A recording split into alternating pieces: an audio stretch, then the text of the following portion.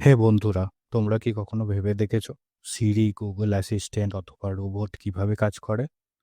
তারা কিভাবে প্রশ্নের উত্তর দেয়, গেম খেলে, এমনকি গাড়িও চালায়? এই সবই আর্টিফিশিয়াল ইন্টেলিজেন্সের কারণে, এআই। তাহলে এআই কি?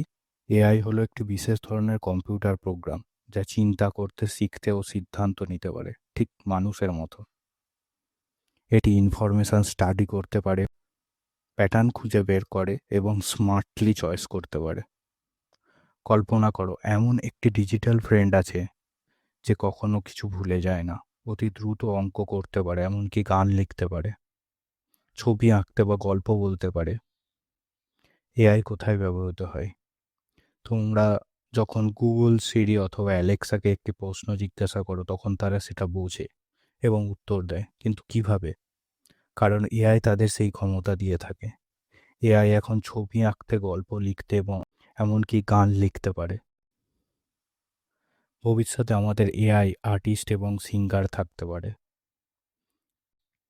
মেডিসিন জগতে এআই, তুমি কি জানো এআই এখন ডাক্তারদের রোগ প্রাথমিকভাবে শনাক্ত করতে খুব সাহায্য করছে। এটি মেডিকেল রিপোর্ট দেখে এবং জীবন বাঁচাতে সাহায্য করে। এআই এখন গাড়িও চালাতে পারে, সেলফ ড্রাইভিং কার, রাস্তা দেখতে পায়, ট্রাফিক নিয়ম মেনে চলতে পারে এবং নিরাপদে গাড়ি চালাতে পারে। এআইকে ধন্যবাদ। Thanks to AI.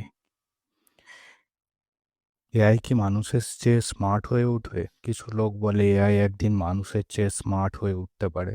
কিন্তু চিন্তা করবেন না, এআই আমাদের সাহায্য করার জন্য তৈরি করা হয়েছে, আমাদেরকে রিপ্লেস করার জন্য নয়। কিন্তু একটি কথা মাথায় রাখতে হবে, যদি আমরা এআইকে আমাদের জন্য সব কিছু করতে দিই, তাহলে কি আমরা নিজেরাই প্রবলেম সলভ করতে ভুলে যাব? তাই আমাদের সর্বদা বুদ্ধিমানের মতো এআই শেখা এবং ব্যবহার করা উচিত। এআই পৃথিবীকে বদলে দিচ্ছে এবং জীবনকে সহজ করে তুলছে। কিন্তু তোমাদের কি মনে হয়, এআই কি কখনো মানুষের মতো চিন্তা করবে? নিচে কমেন্টস করো এবং আমাদের জানাও। তোমাদের যদি এই ভিডিওটি ভালো লেগে থাকে তাহলে লাইক, শেয়ার এবং সাবস্ক্রাইব করতে ভুলবে না।